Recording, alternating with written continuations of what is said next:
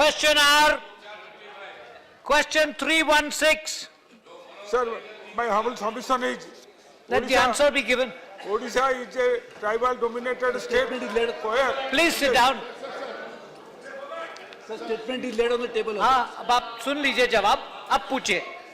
Odisha is a tribal dominated state where rail line is not progressing, not developing. Whatever little line is there, the railway department is not giving any attention. So we are giving a demand that 1/3 of the state that is dominated by tribals, in those areas there should be electrification of the rail lines that they are not doing, that from Talcher to Sambalpur, Sambalpur to Rayagada, Rayagada to Koraput, and Koraput to Bhubaneswar. Those lines are not completely electrified. So I humbly urge upon the Honorable Chair that they should be quick to proceed and allow. Thank you. That's your question, isn't it? This is the question. That is the question. Let the Honorable Minister reply. Please sit down. Sir, electrification all over India so far is about 48% of the total route kilometers that are available in the country. In case of Odisha, because of concerted effort, it is 71.4%. In case of three lines you asked, Talcher, Sambalpur rail line, we already given the in the main body itself, so I don't want to repeat again and take the precious time of the House. In case of Ravanagarh, Tithalgarh, Jharsuguda, as well as Tithalgarh, Raipur, we have given a complete schedule about when it will be completed. And you will be happy to know that any new doubling project, any new broad gauge conversion project that takes place in the country, it is already under electrification. Thank you. Odisha has received the highest amount of money, which I just announced yesterday. I don't want to repeat again. Yes. And therefore, we will definitely make sure that the concerns of honorable member are properly addressed. Odisha gets its not only due share, more than the due share, to clear the old backlog of lack of development in the state. Thank you. Second question. And money is not properly utilized and not progressing. I already given. You want me to read again, or this is already in the main body of the case? Thank you. It's all right. Supplementary is Shrimati Sarojini Hambram. Sir, मैं माननीय मंत्री महोदय से मैं जानना चाहती हूँ, sir, Orissa सरकार और रेल मंत्रालय के उद्यम से 2 एसपीवी गठन किया गया था। दोनों लाइन 96, 97 और 97, 98 में सैंक्शन हुआ था सर। लेकिन सर, जो आरवीएनएल जो काम प्रोग्रेस जो ठीक से नहीं हो रहा है, जो पारादीप हरिदासपुर और अनुगुण सुकिंदा लाइन निर्माण के लिए इलेक्ट्रिकल काम और सिग्नल का काम अभी तक पूरा नहीं हुआ सर, कब तक पूरा होगा? धन्यवाद। सर, उड़ीसा के साथ में जैसे सम्मानित सदस्य ने कहा, जो एसपीवी का जो एक प्रावधान बना हुआ था उसमें कॉस्ट शेयरिंग बेसिस पे 50% के बेसिस पे हुआ था। लेकिन अभी हम लोगों ने नया जो जॉइंट वेंचर कंपनी किया उसके साथ में उड़ीसा गवर्नमेंट को इतना 50% देने की भी जरूरत नहीं होगी। ये जो काम आरवीएनएल करे उसके बारे में किसी दिन पहले हम लोगों ने रिव्यू किया था, उसको आदेश दे दिए गए कि जो भी लैंड एक्विजिशन के लेके, लॉ एंड ऑर्डर के लेके जो भी इश्यूज थे, स्टेट गवर्नमेंट जल्दी से जल्दी दूर करे ताकि हम भी उसके ऊपर कार्रवाई कर सकते। Shri Ranjeev Biswal. Sir, during the minister's recent visit to Odisha, he had declared a package of around 32,000 crores for Odisha development and infrastructure, railway infrastructure. Sir, I would like to know if it is a fact that 32,000 crores have been given to Odisha as a package, and when the total electrification of the state will be done. Sir, as I mentioned, the ongoing project in Odisha are even more than that. But this is not a package. These are the projects. So sometimes what happens with a package, when you open it, there may not be anything inside. So therefore, this is not a package, this is real project, which is going on under implementation. So we are trying to do that. And I'm very happy to say that including local, your state government itself has acknowledged the fact that the first time Orissa has got more than what they even demanded, and we definitely work on that for a simple reason, is that Orissa has mineral rich state, lot of resources available. If you can evacuate those resources, it will be good for Orissa, good for the country, good for everybody. That tourism can be developed in Orissa. Orissa is such a fantastic tourist spot. So investing in Orissa is investing for the future development not only of the state, but of the whole country. Electrification, I already given the details. Thank you. Shri Vijay Sai Reddy. The question is on Odisha. Yes, yes, sir. Yes, this is about the electrification, sir. Orissa, including Orissa. Sir, currently about 28,000 kilometers of railway track has been electrified, which constitute about 42%. And the railway minister has got ambitious plans of electrifying by 24,000 kilometers for the next 5 years or so, sir. Sir, the estimated cost of electrification for the remaining track is about 35,000 crores, and additionally about 60,000 crores is needed for to build the locomotives. And another 10,000 crore is needed for setting up mass overheads, equipment, contract wires, etc., sir. My point to the House, Honorable Minister is, how will the Ministry of Railways going to raise the funds to meet the huge cost of electrification of remaining route of railways, which aggregates about 1.05 lakh crores, sir? Thank you. Sir, good question. Electrification has the highest payback. If you electrify the tracks, the traction power, as well as the benefit that can accrue from it, and I'll just give 1 minute, I'll explain to you. Therefore, we have decided that the amount of electrification that we did so far, we'll be doubling it in the next 5 years. This will give us immense benefit of cost reduction, also increasing revenue. Sir, the Rajdhani Express, Shatabdi Express, they carry additional coach to carry the standby system for electricity, diesel. In case there is a failure, it should operate on it. We started on experimental basis to start using it. We have saved it. The amount of money that is saved is substantial. Also, the 2 additional coaches can be added to carry passengers. And therefore, this is a great benefit. The payback period has been worked out. We already given this contract to people. In fact, this should be the priority for the railways, for saving costs, for saving environment, for increasing revenue. So electrification is the best low-hanging fruit. We should have caught it earlier. Now we are plucking it. I'm very sure financing is not an issue here. In fact, there are many agencies who are willing to finance because the payback is so quick. Question 317. Questioner not present, let the answer be given. Sir, the answer is laid on the table of those. Shri Premchand Gupta. धन्यवाद श्रीमान जी सुरेश प्रभु साहब तो खुद विद्वान आदमी है, profession से chartered accountant हैं और सारी इंटीग्रिटीज को समझते हैं। रेलवे, भारतीय रेलवे के लिए फ्रेट ट्रांसपोर्टेशन उसके रोटी रोजी का मेन सोर्स ऑफ इनकम है, ये आप बात मानते हैं। पिछले काफ़ी समय से फ्रेट ट्रांसपोर्टेशन को कैसे बढ़ाया जाए और कैसे इसको कंज्यूमर फ्रेंडली किया जाए, इसके बारे में बार में इसके बारे में चर्चा हुई और कुछ स्टेप्स भी उठाए गए हैं। वेस्टर्न और ईस्टर्न फ्रेट कॉरिडोर बनाने की भी बात चली और उसके ऊपर भी काम शुरू हुआ। तो श्रीमान जी, जब भारतीय रेलवे का एक सबसे बड़ा source of income freight transportation है, तो क्यों नहीं इसको प्रायोरिटी में इस इशू को लेकर और इसको जो है एक प्रायोरिटी में रख के इसको जल्दी से जल्दी इम्प्लीमेंट करने का इसमें भारतीय रेलवे ने क्यों नहीं किया?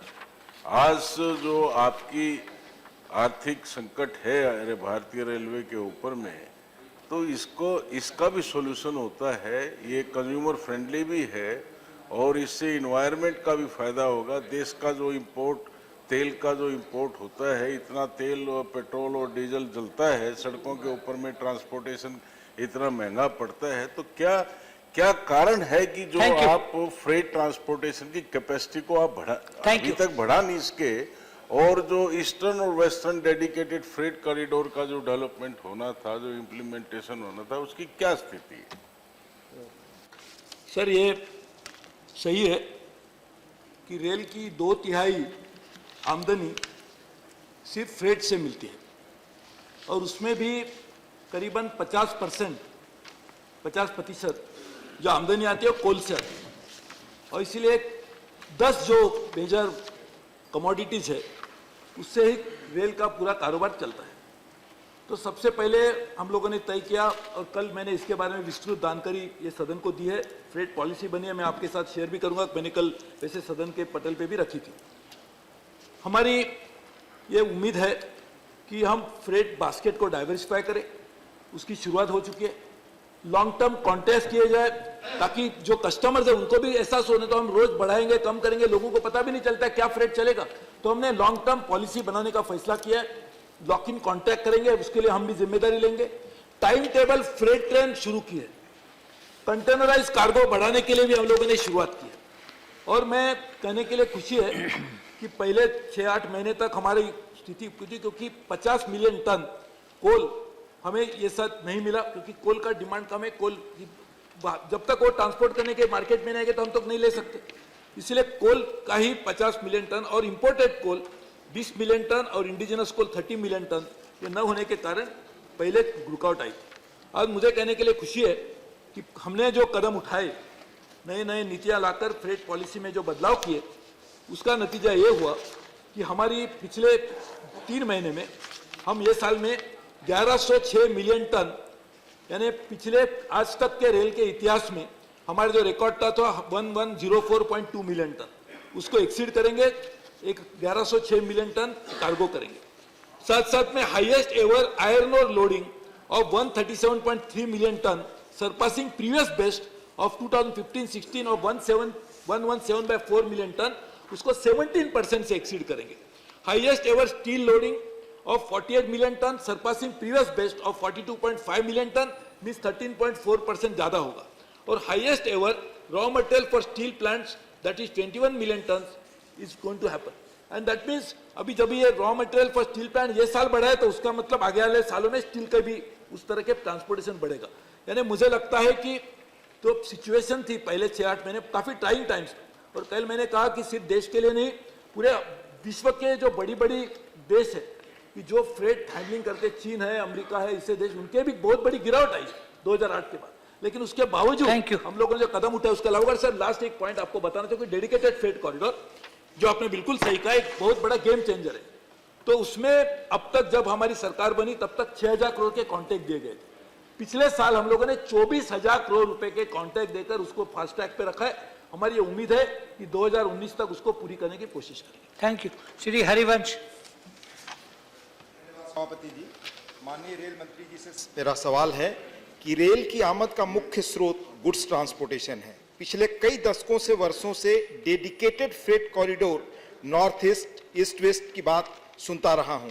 यह कब से बन रहा है, कब पूरा होगा, इसमें अड़चने कहां है? साथ ही मेरा एक और मेरी जिज्ञासा है कि कोल ट्रांसपोर्टेशन रेलवे की आय का मुख्य स्रोत है। अब धीरे धीरे थर्मल पावर को हम डिस्करेज कर रहे हैं। वैसी स्थिति में कोल को एक जगह से दूसरी जगह ले जाना, डिस्करेज करने की बात चल रही है। फिर क्या विकल्प होगा रेलवे के पास कि वह इस से जो आय हो रही है उसको दूसरे किसी चीज से प्राप्त करेगा? एक तो पहले डेडिकेटेड फ्रेट कॉरिडोर, जिसके बारे में अभी सुनाया मैंने कि 2019 के एंड तक करने की उम्मीद है, जिसमें बहुत काम करना बाकी था। जब हमारी सरकार ने उसको हमने फास्ट ट्रैक पे डाला। वर्ल्ड बैंक फाइनेंस प्रोजेक्ट है, जायका का भी उसको फंडिंग है, और हमने उस सभी को लेकर हम लोगों ने उस प्रोजेक्ट को फास्ट ट्रैक पे रखा। और वर्ल्ड बैंक ने भी हाल ही में कहा है कि ये प्रोजेक्ट का जो प्रोग्रेस है काफी समाधान कारक है, लेकिन हम भी उसको और तेजी करने की कोशिश करें। उसमें लैंड एक्विजिशन का भी एक जो इश्यू था, काफी हद तक वो भी हम लोगों ने उसको मसले को हल कर दिया है। अब ये जो दूसरा सवाल बहुत ही अहम है कि यदि पूरे विश्व में कोल के डिस्करेज करने के लिए, और हम भी हमारे देश में प्रधानमंत्री जी चाहते हैं कि हमारा 1 लाख मेगावाट सोलर बने, 60,000 मेगावाट विंड बने, और एक समय ऐसा है कि कार्बन लेस इकोनॉमी की तरफ हमको बढ़ना चाहिए, क्योंकि हम सिर्फ हमारी देश की चिंता को लेकर तो करना ही चाहिए, साथ साथ में पूरे विश्व की भी आज जो चिंता है क्लाइमेट चेंज को लेकर, ग्रीन हाउस गैस एमिशन को रिड्यूस करने के लिए, और coal is one of the principal cause of green house gas emission, तो उसको कम करना ही चाहिए। इसीलिए रेल को, जैसे मैंने कहा कि सिर्फ 10 कमोडिटी के ऊपर काम कर नहीं सकते, उसको डाइवर्सिफाई करना चाहिए फ्रेट बास्केट को, और उसी को लेकर 100 नई ट्रेड बास्केट करें। उसके लिए प्राइवेट ट्रेड टर्मिनल, क्योंकि यदि हमें इस तरह से करना है तो मुझे कहने के लिए खुशी है कि हमने कुछ दिन पहले ही हम लोगों ने ज्यादा से ज्यादा प्राइवेट ट्रेड टर्मिनल्स को भी इनकरेज किया है और वहां से भी ज्यादा रेवेन्यू हमें मिलेगा। प्राइवेट फ्रेट टर्मिनल क्या करेगा, जैसे आपने कहा कोल के तो लेके नहीं आएंगे क्योंकि बल्क कार्गो है, वो छोटे छोटे जो कार्गो है उसको लेके एग्रीगेट करके वो अपने खर्चे से निवेश करके उधर वेयर हाउस बनाएंगे और उससे गोदाम बनाएंगे और गोदाम से जो माल हमें रेलवे को ऑटोमेटिकली मिलेगा। तो हमें कॉम्प्लीमेंट करके फ्रेट पॉलिसी में बदलाव हुए, सब जो फ्रेट पॉलिसी के बारे में मैं जिक्र किया उसी में सब लिखा हुआ है, उसको इम्प्लीमेंटेशन करने की शुरुआत की है। वैसे देखा जाए तो पिछले बजट के बाद फौरन बाद बियॉन्ड कोल करके हम लोगों ने एक मिशन चालू किया, बियॉन्ड कोल, क्योंकि लाइफ आफ्टर डेथ क्या होनी चाहिए, उसी को लेकर कोल को छोड़ के और कैसे हो सकता है उसके बारे में हमने सिर्फ चिंता नहीं तो काम करने की भी शुरुआत की। Thank you. Shri Mahesh Paddar. Rail मंत्री जी ने स्वीकार किया कि 2/3 रेवेन्यू फ्रेट से आता है और जिसमें करीब 40% कोल से आता है। महोदय, झारखंड के बहुत सारे छोटे छोटे स्टेशन ऐसे हैं जहां से कि कोल की ढलाई होती है लेकिन यात्रियों की संख्या कम होती है, लेकिन फ्रेट का रेवेन्यू उनका बहुत अधिक होता है, लेकिन उन स्टेशनों पे बेसिक सुविधाएं भी नहीं हैं। क्या हम रेल मंत्री से अपेक्षा करेंगे कि यात्रियों की संख्या को एक बार नज़रअंदाज करते हुए फ्रेट के रेवेन्यू को ध्यान में रखते हुए कम से कम उन स्टेशनों में बेसिक सुविधाएं प्रदान करें? Thank you. सर, ये हमारी नीति काफ़ी समय से चली है कि जिसको हम क्रॉस सब्सिडाइजेशन कहते हैं कि 2/3 इनकम जो मिलता है उसको हम लेकर जो 1/3 इनकम सिर्फ हमको पैसेंजर फेयर से मिलता है उसको ज़्यादा सब्सिडाइज करें, उसी से कस्टमर एमिनिटीज भी आती है, तो वही लेकर चल रहा है। लेकिन हमें यह भी ध्यान में रखना होगा कि जब तक ये 2/3 इनकम ही नहीं आएगा तो पैसेंजर के एमिनिटीज कैसे देंगे।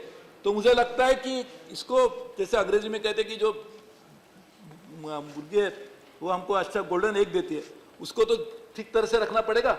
इसीलिए रेल को हित में, देश के हित में और हमारे आम आदमी के हित में जो उससे सफर करते हैं, फ्रेट को ठीक तरह से चलाना मुझे लगता है बहुत जरूरी है। और इसीलिए जैसे मैंने कहा कि fly ash, chemicals, mineral ores, red mud, bauxite, polymer, wood, scrap, ये सभी चीज जो पहले हमने रेल में नहीं थी, जैसे आपने पूछा कि कोल को छोड़कर इस चीजों को भी लेकर जिस तरह से हम हमारी आमदनी बढ़ा सकते हैं उसके ऊपर सोच रहे हैं। लेकिन ये आपको ये जरूर करेंगे कि इसके बावजूद कि वहाँ पैसेंजर की नंबर कम है या ज्यादा है, हम पैसेंजर के एमिनिटीज देने के लिए प्रतिबद्ध है। और आपने देखा भी होगा कि पिछले 2-2.5 सालों में पैसेंजर एमिनिटीज में जितने बजट में वृद्धि हुई है वो शायद पहले कभी नहीं हुई थी। क्वेश्चन 318। Sir, question 318. यस। सभा पटल पर अध्ययगी रख दिया गया। Sir, thank you for giving me an opportunity. Sir, through you, I would like to know from the Honorable Minister, sir, that out of the 3,354 that is mentioned in his reply, Gram Panchayats in West Bengal, only 219 have been lit. Sir, while I was studying this, I was also studying some other data. This is way below the national average. I mean, any other states, the work that has been done is much more. So I would like to know why, and also I'm happy to note that the money that he's been spending on Bengal is increasing every year, but why after increasing the money, the figures of the money that is spent on connecting the Gram Panchayat is still low, and again it is very low compared to the national average. Thank you. Sir, a part of this question is also that, sir, he is saying, I have asked about the Gram Panchayat, but he has mentioned about kilometers where optical fiber has been laid and trenching and ducting has been done. So, sir, what is the connection between this digging of the trenches and the last mile, the households getting connectivity? Thank you, sir. सभापति महोदय, माननीय सदस्य ने ठीक बात कही है कि वेस्ट बंगाल में जो प्रगति है वो बाकी राज्यों की तुलना में उतनी अच्छी नहीं है। एक तो टेंडर देर से हुए, कुल 3,354 ग्राम पंचायतें हैं, जिनमें से फर्स्ट फेज में 2,658 ग्राम पंचायत ली गई, शेष सेकंड फेज में ली जाएगी।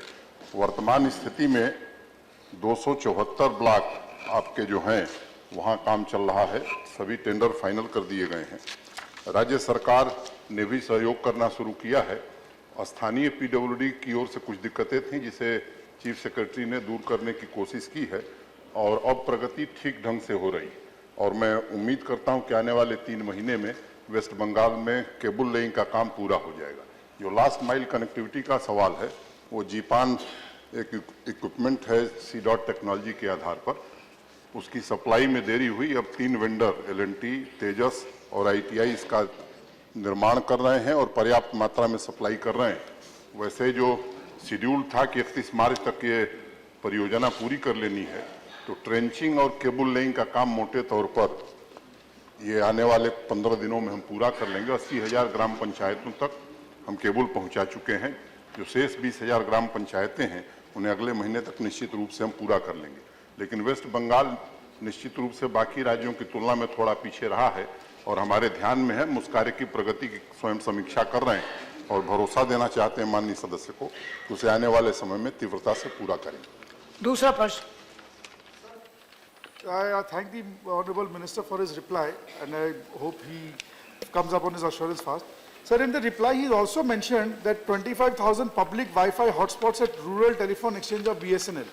Sir, I would like to know through you from the Honourable Minister that how does he plan to bridge the gap from the Gram Panchayats to the households?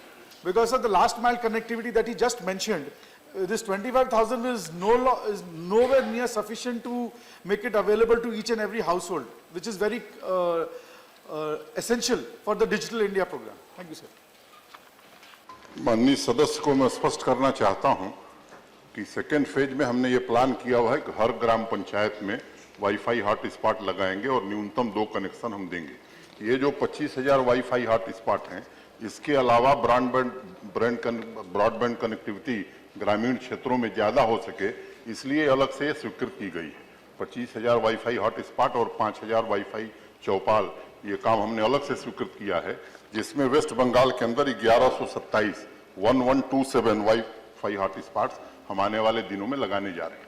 और जो प्रथम चरण का ये कार्य है भारत नेट का, उसमें हर गांव सभा में हम 2 वाईफाई हॉटस्पॉट लगाएंगे, जिससे सरकारी भवन जो हैं या सरकारी कार्यालय हैं और जो उस गांव के लोग इच्छुक होंगे उसका उपयोग कर सकेंगे। Shri Ramakrishna, the question is on West Bengal. No, sir, about a year back, when I was member of the Committee in Public Undertaking, we had a detailed review of this optical fiber connectivity. Kerala had achieved almost 100% because of the geographical contiguity of villages on the roadside. But nowhere else was a good progress done. And so I thought I had given a suggestion that you don't include panchayats as your objective. You go up to taluk headquarters and then cover the rest by Wi-Fi and handheld devices. I think that will work faster than the type of pace which we are getting. That's a suggestion. माननीय सदस्य ने जो सुझाव दिया है वो काफी देर से दिया है। जी। इसमें पहले से ही एक विशेषज्ञों की समिति ने निर्णय किया है और वो काम उस दिशा में आगे बढ़ रहा है। केरला में सही है कि ये काम हो गए, वो उसका उपयोग भी कर रहे हैं केरला में लोग। 994 स्कूल्स में भी ये सुविधा केरला में प्राप्त है। अनेक ऐसे राज्य हैं और आज की तारीख में मैं माननीय सदस्य को बताना चाहता हूं कि अब केरल, कर्नाटक, छत्तीसगढ़, हरियाणा नहीं बल्कि पूर्वी उत्तर प्रदेश, पश्चिमी उत्तर प्रदेश, मध्य प्रदेश अनेक राज्य हैं जो लगभग 100% केबल लेइंग का काम हो गया है और जीपान इक्विपमेंट के आ जाने के बाद आने वाले समय में शीघ्र ही हम इन राज्यों को भी पूरी तरह से आच्छादित कर देंगे। श्री राम विचार नेतम, धन्यवाद सर। माननीय सभापति महोदय, मैं आपके माध्यम से माननीय मंत्री जी को बधाई भी देना चाहूँगा और साथ में एक निवेदन भी करना चाहूँगा कि ये बात सही है कि मार्च 17 तक आपने पूरे देश भर के 1 लाख ग्राम पंचायतों तक वाईफाई की सुविधा जो है और ऑप्टिकल फाइबर के माध्यम से देने का काम जो है पूरा किया है। मैं एक बेसिक प्रश्न करना चाहता हूं सभापति महोदय कि बहुत सारे ऐसे हमारे रिमोट एरिया जहां नक्सल क्षेत्र है, वेस्ट बंगाल ग्रामीण क्षेत्र है, वेस्ट बंगाल कोई देश के बाहर थोड़े है सर, मैं उसी में बात कर रहा हूँ, छत्तीसगढ़ की बात कर रहा हूँ या वेस्ट बंगाल की बात कर रहा हूँ। वेस्ट बंगाल की भी बात करूंगा तो रिमोट एरिया की बात करूंगा। वहां जो सबसे बड़ी जो समस्या है कि लोग पूरी तरह से साक्षर नहीं है, अनपढ़ हैं, लोगों को पूरी तरह से इंस्ट्रूमेंट क्या है उसकी पूरी जानकारी नहीं है। मैं आपके माध्यम से जानना चाहूंगा माननीय मंत्री जी से कि क्या आप ऐसा कोई ट्रेनिंग या कोई उसमें कैपेसिटी बिल्डिंग करने के लिए कोई स्कीम चलाएंगे जिसके माध्यम से लोग पूरे इस समस्या से उनको निजात पा सकें और ये तमाम तरह के जो आप जो सुविधा दे रहे हैं उस सुविधा का लाभ उनको मिल सके, इसके लिए आप कोई अगर कोई स्कीम चला करके कोई उन्हें प्रशिक्षित करना चाहे तो बहुत अच्छा होगा। सभापति महोदय बता दें। You can encroach on another ministry. माननीय सभापति जी, माननीय सदस्य ने ठीक बात कही है। लेफ्ट विंग एक्सट्रीमिस्ट एरिया जो है देश की, उसके लिए अलग से भारत सरकार के गृह मंत्रालय ने कुछ धन का आवंटन किया था और वो मोबाइल कनेक्टिविटी के लिए था, लेकिन ब्रॉडबैंड कनेक्टिविटी के लिए देश की सभी ग्राम पंचायतों तक हम ले जा रहे हैं। इसलिए वो आदिवासी इलाका हो या आदिवासी इलाका न हो, वहां तक पहुंचाना ये भारत सरकार का दायित्व है, उसे हम पूरा करेंगे। संयोग से छत्तीसगढ़ के मुख्यमंत्री जी कल एक परियोजना शुरू कर रहे हैं, उन्होंने मुझे निमंत्रण भेजा है। रात रही ट्रेनिंग की बात, तो हमारे सहयोगी श्री रविशंकर प्रसाद जी का मंत्रालय वो करता है कॉमन सर्विस सेंटर के माध्यम से। मैं जरूर उनसे आग्रह करूंगा कि छत्तीसगढ़ के आदिवासी इलाके में उस कार्यक्रम में तेजी लाई जाए और आदिवासी बच्चों को विशेष रूप से ट्रेन किया जाए। Question 319. Sir, question 319, sir. Thank you.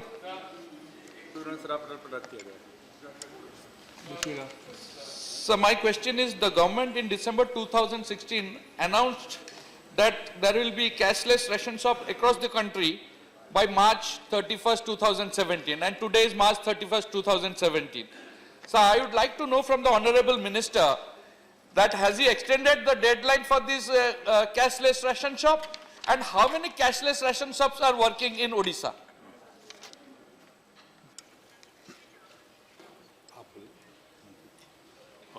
अध्यक्ष जी, इस संबंध में जो है उन्होंने ठीक कहा कि आज खत्म हो रहा है और आज हमको लगता है कि आज से कल तक में इस पर कुछ घंटे बाकी हैं अभी, हो जाएगा। और जहाँ तक आपने जो कैशलेस का कहा, उड़ीसा में वो नील है। और भी यदि उड़ीसा के संबंध में जानकारी देना चाहें तो मेरे पास में पूरी जानकारी है, मैं आपको दे सकता हूँ। दूसरा प्रश्न। So last time also agriculture minister told me to give the thing, he never gave that. So you directed him about the suicide. So the second question is, the bank and companies who provide a credit, debit and e-wallet put a surcharge on transaction. Will the minister ensure that when these transactions are made in the ration shop, will that surcharge be waived off?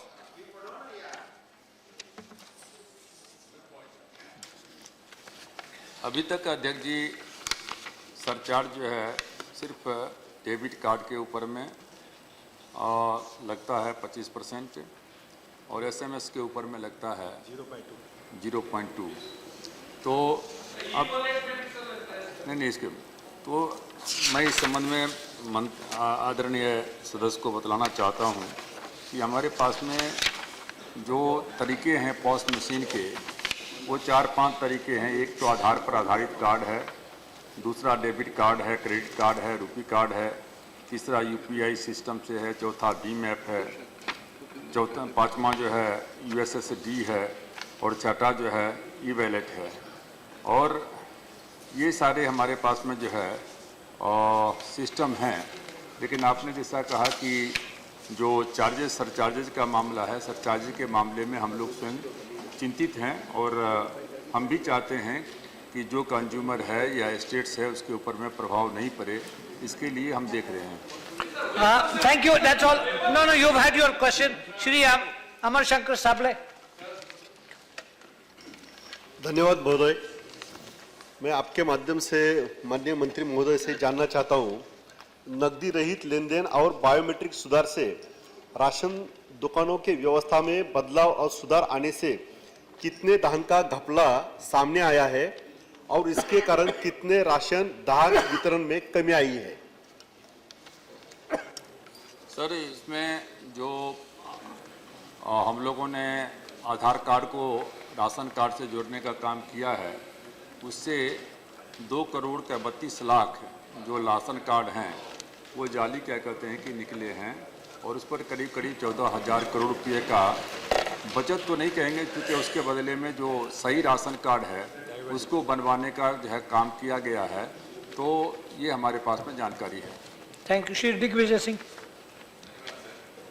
Sir, माननीय मंत्री जी ने अपने उत्तर के भाग ई में कहा है विभाग ने इन उपकरणों को खरीद के लिए नवंबर 2014 में पॉइंट ऑफ सेल उपकरण मोबाइल टर्मिनल खरीद दिशा निर्देश जारी किए हैं राज्य सरकारों को।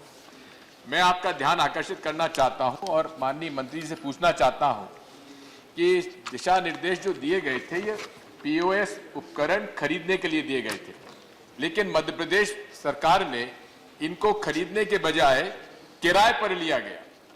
ये मशीन लगभग 3,000 रुपए में एक मशीन आती है और मध्य प्रदेश में 22,403 मशीनें खरीदने के बजाय किराए पर ली गई।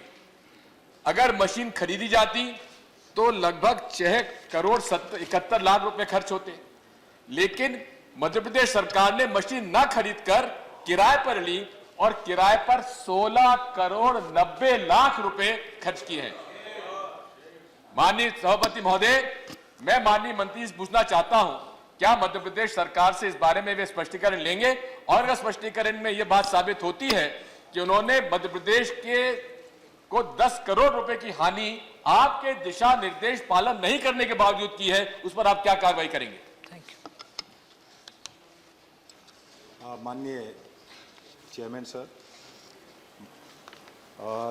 2012 के अंदर क्योंकि ये डाइवर्जन को रोकने के लिए, पिल फैलेज को रोकने के लिए, लीकेज को रोकने के लिए end to end computerisation scheme लाई गई थी और उसी के तहत पूरे भारत के अंदर 884 करोड़ रुपीस दिया, जिसमें से नॉर्थ ईस्टर्न में 90:10 90-10 का रेशो से मशीनें लगाने की था। बाकी स्टेट में 50-50 में आपको आ रहा हूँ। सुन लीजिए मान्यवर, आपके प्रश्न पे आ रहे हैं हम। आप सुन लीजिए। मैं अर्ज कर रहा था कि 50-50 के आधार पे 50% will be set by the central government and 50% will be set by the state government. हर राज्य के अंदर इस प्रकार का अलॉटमेंट किया गया था और अभी भी कुछ अलॉटमेंट बाकी भी है जो कंप्लीट हो जाए। मध्य प्रदेश के अंदर जो आप बता रहे हैं, हमारा मेन मकसद ये था कि fair price shops must have the E POS machine, whether it is on the किराए पे ली है या किस पे है, क्योंकि मेन मकसद जो था डाइवर्जन को रोकने के लिए सही व्यक्ति के पास में राशन जाए, भारत के जो बेनिफिशियरी है he should get the ration card, that is the main point. उसका डाइवर्जन नहीं हो, किसी गलत व्यक्ति उसका राशन कार्ड नहीं ले, ये मकसद है। और उसके ऊपर जहाँ तक राज्यों को ये दिया गया था कि आपको ये बजट अलॉट किया गया था and 50% share was of the state itself, not of the centre. Centre का 50% ही है, 50% तो उस राज्य का है। सुन लीजिए दिग्विजय सिंह साहब, kindly try to listen me also.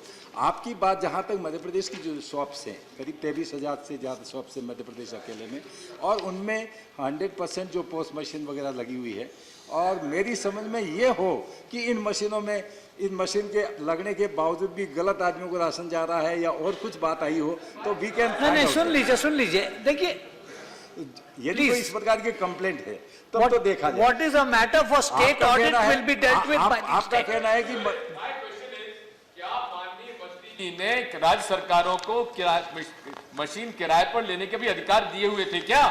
My question is simple. इन्होंने इन्होंने मार्गदर्शिका दी है मशीन खरीदने के लिए, किराए पर लेने के लिए नहीं दी है। और उसमें 16 करोड़ रुपए किराया और मशीन अगर खरीदते तो 6 करोड़ में।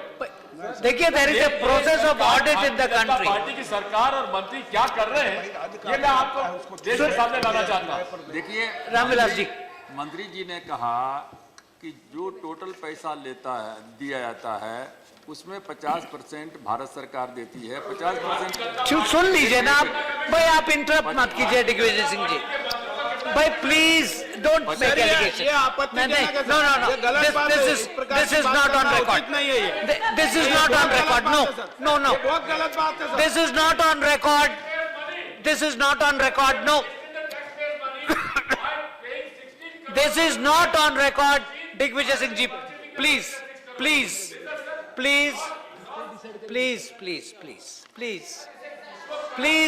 No, there are procedures for dealing with these issues.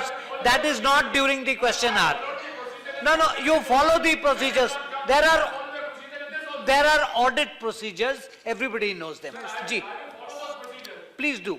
Sir मंत्री जी ने पहले ही कहा कि हम 50% देते हैं, राज्य सरकार 50% देती है और राज्य सरकार या तो खुद मशीन खरीदे या खरीद सकती है। इसलिए जो माननीय सदस्य ने कहा कोई मध्य प्रदेश का मामला नहीं है, ये पूरे देश का मामला है और यदि सब जगह से शिकायत आना शुरू हो गया तो फिर तो पेंडोरा ये बॉक्स खुलेगा। तो राज्य सरकार पर इतना विश्वास तो करना चाहिए। Thank you. Shrimati Chhaya Verma. Ration दुकान में जो राशन कार्ड की धांधली होती है उसको रोकने के लिए अब पुराने मानक से राशन कार्ड बने हुए हैं। अब महंगाई बहुत बढ़ गई है, तो क्या मैं मंत्री जी से पूछना चाहती हूँ कि अब राशन कार्ड क्या नए मापदंड के नए मानक के हिसाब से बनेंगे ताकि धांधली रोका जा सके? देखिए, पहले जो सिस्टम था वो APL, BPL और अंत्योदय का था और 2013 में यूपीए की सरकार ने उसको जो है एक कैटेगरी कर दिया और उसमें जो फूड सिक्योरिटी एक्ट है उसके तहत अंत्योदय को एक कैटेगरी में रखा गया जिसमें 2 रुपये किलो गेहूँ, 3 रुपये किलो चावल और 35 kg के अगत्य के एक परिवार पर मिलता है। बकिए जो बेनिफिशरीज हैं पूरे देश में वो 81 करोड़ हैं और उनको 2 रुपये किलो गेहूँ, 3 रुपये किलो चावल जो है वो दिया जाता है। तो पहले जो BPL में 4 रुपये किलो गेहूँ, 6 रुपये किलो चावल मिलता था, या APL में 8 रुपये किलो गेहूँ चावल और 6 रुपये किलो चावल गेहूँ और 8 रुपये किलो चावल मिलता था। अब उस सब के बदले में जो नया सिस्टम किया गया है वो 2 रुपये किलो गेहूँ, 3 रुपये किलो चावल और अंत्योदय के लिए भी 2 रुपये किलो गेहूँ, 3 रुपये किलो चावल, और ये सिस्टम क्या कहते हैं कि चल रहा है और पिछले 3 साल में हमारी सरकार बनी है। हमने इसमें कोई संशोधन नहीं किया है, न एक पैसा बढ़ाया है। Thank you, thank you. Question over. Question 320। Questioner absent, let the answer be given. Statement is laid on the table of the House. Yes, Shri Rapolo. Respected Chairman, jute industry is one of the heritage-oriented traditional industry, and lakhs of rural workers are involved in procuring the raw material for the jute mills. The processing of the jute yarn Question. is still, yes sir, I am coming to that. The processing of jute yarn are still traditional and not having the technological advancement. The sickening and the closure of the jute mills are having the direct relevance with the lesser technical upgradation of the mills.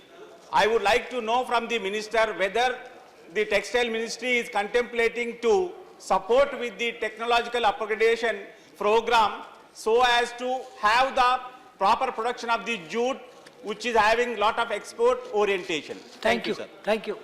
Sir, as the Honorable Member has said, that jute has a traditional legacy in India, but in the building of modern India, jute also has a big contribution and a role to play, especially given that a diversified jute product known as geotextiles is emerging as a different segment altogether.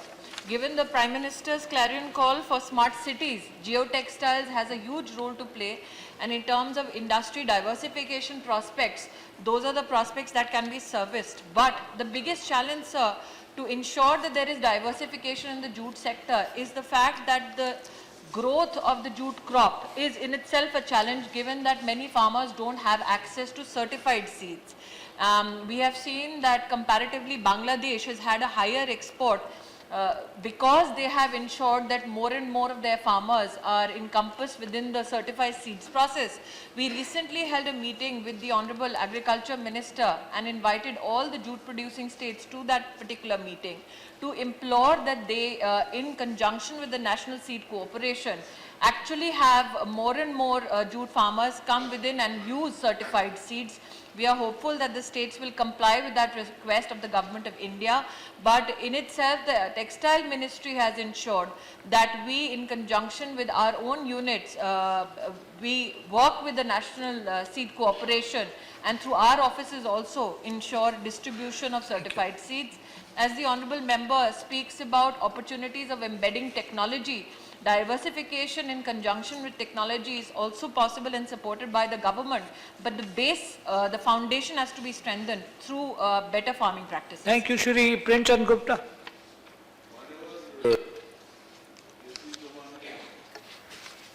Jute crop को, पटसन crop को golden harvest के रूप में जाना जाता था। दुनिया में सबसे बड़ा ये जो जूट की प्रोडक्शन और उसकी प्रोसेसिंग हमारे देश में होती थी। आज स्थिति ये है कि हम बांग्लादेश से बहुत पीछे चले गए हैं। श्रीमान जी, क्या सरकार की कोई ऐसी नीति है कि सरकार इसके ऑल्टरनेटिव यूजेस को डेवलप करने में प्राइवेट सेक्टर की या गवर्नमेंट ओरिएंटेड जो जूट मिल्स हैं उनकी कुछ मदद करने का, या कोई प्रोग्राम है, कोई ट्रेनिंग प्रोग्राम है, जिससे शायद मंत्री महोदय जानती होंगे कि दुनिया की सबसे महंगी फैब्रिक आज के रोज अगर कोई है वूलन के बाद तो वो जूट टेक्सटाइल है। जूट से बनी हुई जो फैब्रिक है वो सर वूलन के बाद में सबसे महंगी बैठती है। तो क्या सरकार ने कोई ऐसी प्लानिंग की है, कोई आपने सोच की है? आप तो मॉडर्न ख्यालों की महिला हैं, आप तो बहुत कुछ कंट्रीब्यूट कर सकती हैं। तो सवाल पूछिए। आप कुछ गाइड करेंगे हम सब लोगों को? अच्छा, उससे साड़ी भी बन सकती है, मैं बताना चाहता हूँ। Thank you, sir. I would like to here highlight, as I've said in the first response that I have given, that diversification is the very basis of expansion of the industry. And diversification is possible when more and more farmers practice farming with certified seeds and other. Also, farmer income goes up with intercropping and new technologies being inserted. As I had said, my senior colleague Shri Radhamohan Singh ji took a meeting, and we have decided that through every Krishi Vigyan Kendra, we reach out to farmers and tell them about the viability of better farming practices.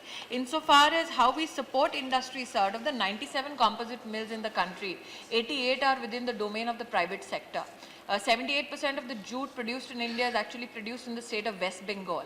And we have continuously engaged with states which are jute producing and have a huge infrastructure and jute mill component to ensure that they strengthen the industry there, which includes strengthening the working conditions of the people in the organized sector. We have had a MOU done with the National Institute of Design, Ahmedabad, so that we can help the industry through design intervention better the quality of their products. We are also promoting, as I have said earlier, jute as geotextiles, not only in build tech, but also it helps in better life capacity of roads which are built with the help of jute, and also use it, especially in the northeast, we have had successful results by using jute in sloping activities so that landslides can be contained. Thank you, Shri R.K. Sinha.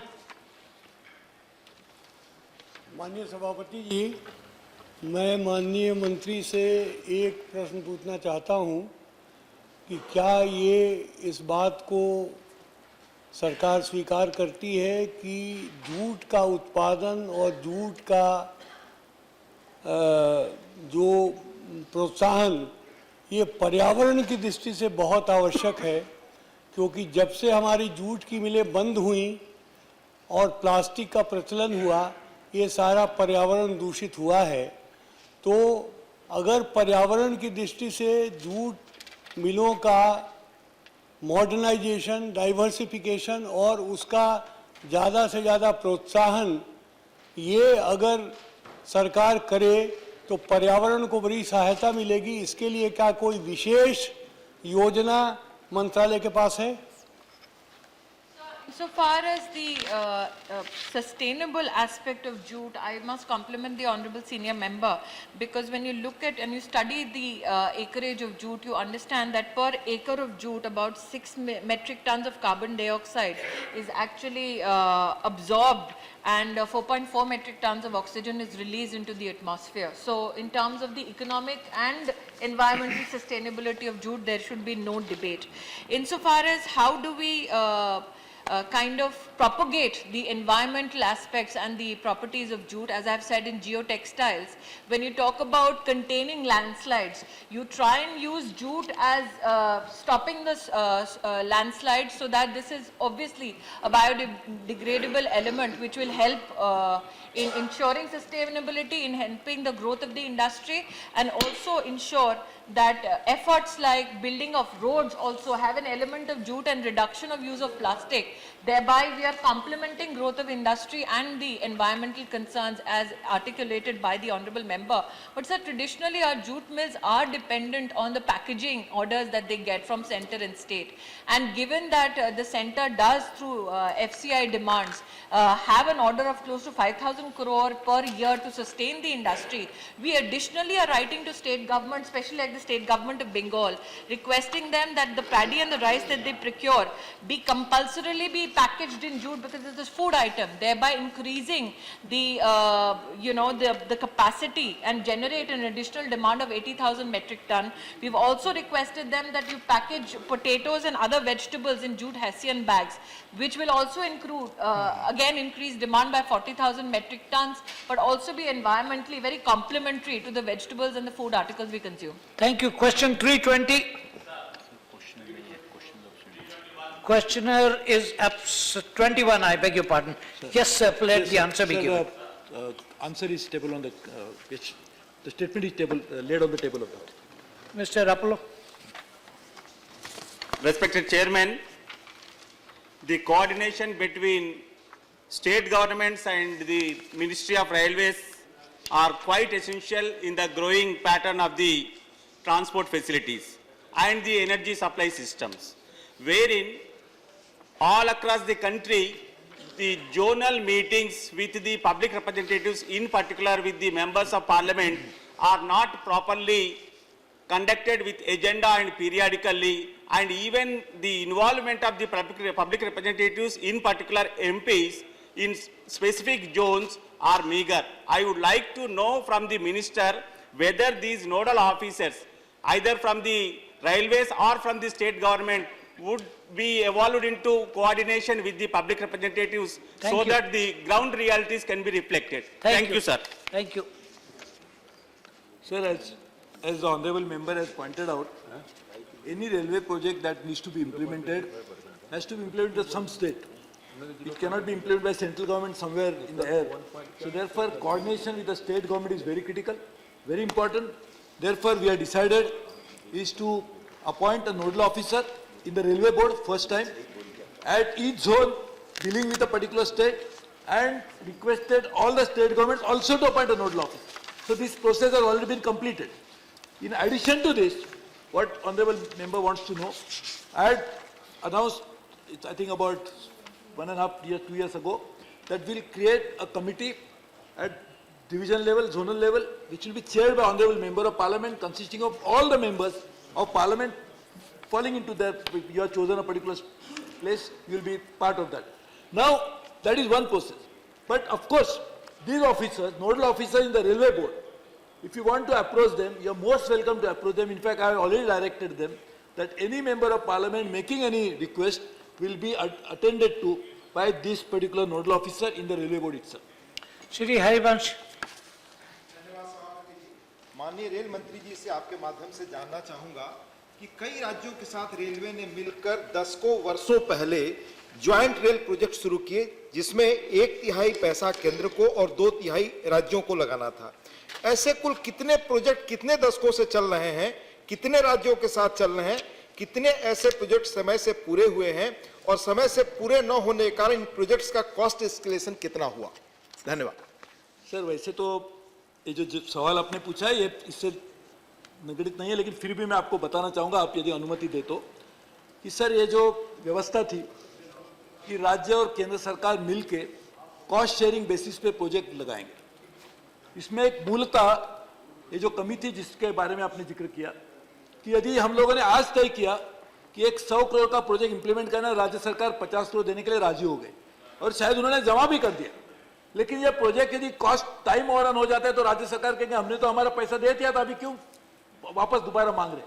तो इसके लिए कितने project है उसके बारे में मेरे पास जानकारी है, मैं आपके टेबल पे रखूंगा, आपको उसको मिल भी जाएगी। लेकिन इसी वजह से, इसी कारण से कि ये इस तरह की अव्यवस्था न बने, हम लोगों ने एक नई पर्याप्त व्यवस्था बनाई है, उसका नाम है joint venture with the state. इसमें हम लोग 50% इक्विटी लेंगे, राज्य सरकार 50% लेगा, उसमें ज्वाइंट ओनरशिप रहेगी। ये कॉस्ट शेयरिंग पे हम लोग कॉस्ट दे रहे हैं, ओनरशिप सिर्फ रेलवे के पास ही है, रेलवे ही तय करेगी क्या करना है, तो राज्य सरकार का उसमें कोई से नहीं है।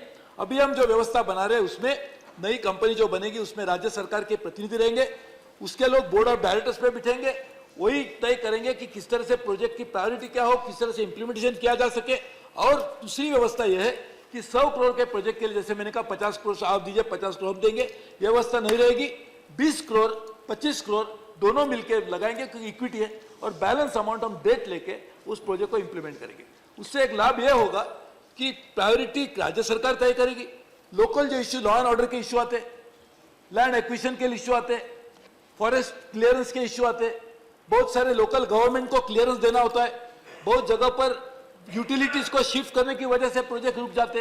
ये सभी जो कारण है जिसके कारण प्रोजेक्ट समय के ऊपर, निर्धारित समय के ऊपर उसका अमल नहीं किया जा सकता, ऐसे सभी कारणों को दूर करके ये जो व्यवस्था बन रही है उसका स्वागत सभी राज्यों ने किया है। 17 राज्यों ने तो इन प्रिंसिपल एग्रीमेंट किया था, उसके कुछ राज्यों का बहुत आगे भी बढ़ा है, और उसमें हमारे राजा जी सुन के खुश होंगे कि केरल राज्य भी है, और इसीलिए एक राज्य भी है, उसके बाद में भी हम लोगों ने इस तरह की व्यवस्था की है। तो हम चाहते हैं कि ये नई व्यवस्था, जिस कारण आपने कहा कि कितने कॉस्ट हो, बिल्कुल सही, तो इसीलिए हमने इसको दूर करके नई व्यवस्था बनाई है। उसके बारे में कितने कॉस्ट के प्रोजेक्ट है, सर आपकी अनुमति होगी तो मैं उसको टेबल पे रख दूंगा, आपको मिल जाएगी। श्री रामनाथ ठाकुर। आपके माध्यम से मंत्री जी से जानना चाहते हैं, अभी तक कितने राज्यों के प्रतिनिधियों के साथ बैठक हुई और उसकी रिपोर्ट कितने राज्यों से आई है? आप जो पूछे अभी राज्य के प्रतिनिधि ने, उसको मैं बारे में बताता हूं। मैं खुद करीबन सभी राज्यों में जाकर, सभी राज्यों में गया हूं, लेकिन जहां जहां जाता हूं वहीं पे, और एक ही बार नहीं कई बार, जैसे कि हमारे सम्मान सदस्य बोले थे कि पहले दिन हम उड़ीसा में थे, हमारे दलवाई साहब अभी बोल रहे नोट करें कि अभी महाराष्ट्र में तो कितने टाइम गया। सभी राज्यों में, हम सभी राज्यों में जाकर वहाँ के लोगों को मिलकर, प्रतिनिधियों को मिलकर, वहाँ के मुख्यमंत्रियों के साथ बैठक करके हम लोगों ने बहुत सारे मामलों को दूर करने की कोशिश की। और ये हमारी ये व्यवस्था तो एक पॉलिटिकल लेवल पे होगी, लेकिन ये एडमिनिस्ट्रेटिव लेवल पे इंस्टीट्यूशनलाइज्ड मैनर में जो व्यवस्था की है उसमें राज्य सरकार के प्रतिनिधि, उसके बारे में जानकारी हमने इसमें ही दी।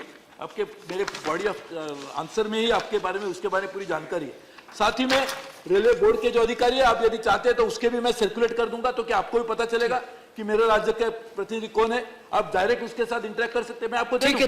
Thank you. तीसरी बात, हमारे जोन में भी हम लोगों ने ऑफिसर बनाए हैं जो राज्य सरकार के साथ भी कोऑर्डिनेट करेंगे ऑन वन हैंड, और रेलवे बोर्ड में भी उनका कोऑर्डिनेशन रहेगा। Thank you. Question 322, no it's over, question over. 322। Thank you chairman साहब। Let the answer be given. जी चलिए।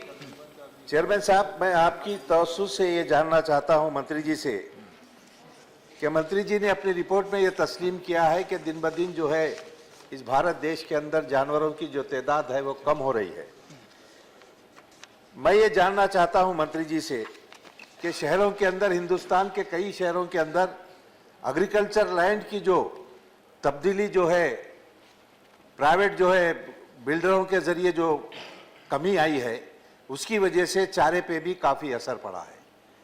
उसकी वजह से हो ये रहा है कि शहरों के अंदर प्लास्टिक की जो इंडस्ट्री है, जो प्लास्टिक का सामान आवाम जो इस्तेमाल करती है, उसको कचरे के अंदर डालने की वजह से जानवर अपनी भूख की प्यास बुझाने के लिए उस प्लास्टिक के थैलियों का भी इस्तेमाल करते हैं। मैं ये महसूस करता हूँ, क्वेश्चन प्यारो साहब, नहीं आप सवाल पूछिए, कि जितने इंसान की जानों की कीमत है, जानवरों की जानों की भी उतनी कीमत है, और उसका भी हमको एहतराम करना चाहिए। सब करते हैं, मगर आप सवाल पूछिए। इन जानवरों की तादाद को महफूज करने के लिए, इनकी ग़िज़ाओं का पूरा इंतजाम करने के लिए मरकजी सरकार क्या स्टेट सरकारों को कोई माली मदद कर रही है? महोदय, जहाँ तक सवाल है पशुधन में कमी का, ये पूरे देश का जो आंकड़ा है वो मामूली 3% की कमी आई है, लेकिन इसमें कई ऐसे राज्य हैं जहां पशुधन की संख्या बढ़ी है। ये जो जनगणना 2007 में हुआ था, फिर 2012 में हुआ, तो आप देखेंगे कि गुजरात, उत्तर प्रदेश, आसाम, पंजाब, बिहार, इन राज्यों में पशुधन की संख्या में वृद्धि हुई है। गुजरात में 15% की, उत्तर प्रदेश 14%, असम 10%, पंजाब 9% और बिहार 8%। लेकिन तमिलनाडु, केरल, पश्चिम बंगाल, गोवा, इन राज्यों में कमी आई है। टोटल मिलाने के बाद वो -3% है। जहां तक चारा का सवाल है, हमारे सरकार के द्वारा राज्यों के माध्यम से ये चारा के लिए सहायता जाती है किसानों को देने के लिए। इसके अलावा चारा अनुसंधान केंद्र भी देश में एक है और उसमें नई वैरायटी तैयार होकर राज्यों के माध्यम से वो किसान के बीच जाता है। ये आपने शहर की बात की है, लेकिन हमारा जो पशुधन है ये 95% गांव में रहता है, 5% शहर और आसपास का मामला होगा। और कचरा से जहां तक संबंध है, एक दूसरा मंत्रालय इस संबंध में वो शहरी कंपोस्ट की योजना बनाई है, ये दूसरे मंत्रालय से संबंधित है। लेकिन पूरे देश में चारा उत्पादन के लिए राज्यों को सहायता जाती है और अनुसंधान केंद्र भी स्थापित किए गए हैं, जहां नए नए वैरायटी के जो निकलते हैं उनको भी राज्यों को मुहैया कराया जाता है। ठीक, दूसरा प्रश्न। चेयरमैन साहब, मेरा दूसरा सवाल ये था कि मौसम गर्मा के अंदर हर साल पूरे भारत देश के अंदर जानवरों की ग़िज़ाओं के लिए पानी की कमी की वजह से काफ़ी जानवरों की ग़िज़ाओं की कमी वाक़ई होती है।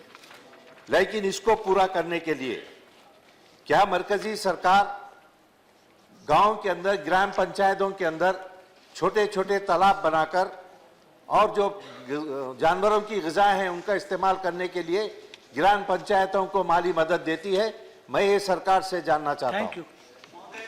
हमारे मूल सवाल से और मेरे मंत्रालय से इसका संबंध नहीं है, फिर भी मैं माननीय सदस्य को बताना चाहूँगा कि पिछले वर्ष जब भारी संकट आया वहाँ महाराष्ट्र के अंदर, तो सभी राज्यों के साथ अलग अलग बैठक करके जल संचयन के लिए राज्य सरकारों ने योजना बनाई और मनरेगा के तहत पिछले वर्ष लक्ष्य किया गया था कि किसान के खेत में तालाब 5 लाख तालाब खुदवाने का, और पिछले वर्ष में लक्ष्य पूरा हुआ और इस वर्ष भी 5 लाख तालाब मनरेगा के तहत जो दूसरे मंत्रालय के अंदर है लक्ष्य निर्धारित किया गया। Thank you. श्री शंकर भाई रेगार्ड।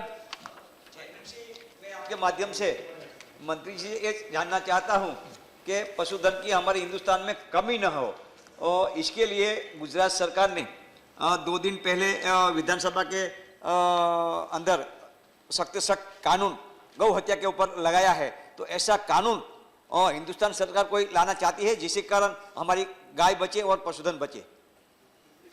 मंत्रालय का जहां तक काम है वो है उत्पादन और उत्पादकता से संबंधित है, ये विषय मेरे मंत्रालय से संबंधित नहीं। ठीक, Shri Manish Gupta. Honorable Chairman, sir, with your kind permission, I'd like to know from the Honorable Minister whether the government has any artificial insemination program for upgradation of cattle or other livestock.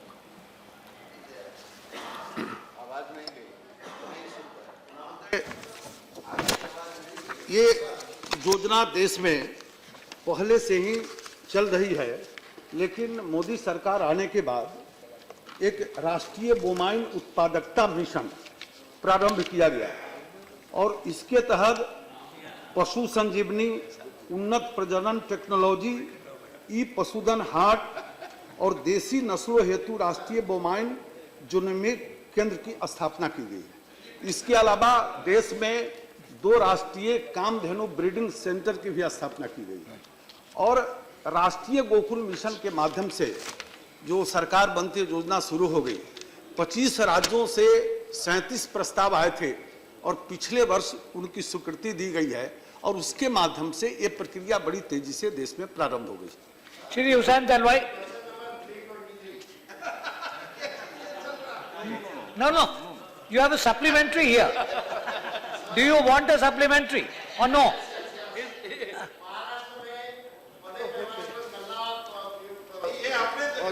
किसान करते हैं उसकी वजह से हम लोग sugar. Supplementary on this question. Are you asking a supplementary? No. Shri Rapolo, you have a supplementary on this question? Yes, please. Respected Chairman, between 2007 and 2012, there is a fall of 3.3% in the livestock. That is very serious dearth. And in the given situation, the livestock is having the greater challenge. Vaccination is very Question, lesser. I would I'm like afraid question hour is over, House adjourned till 2:30 PM.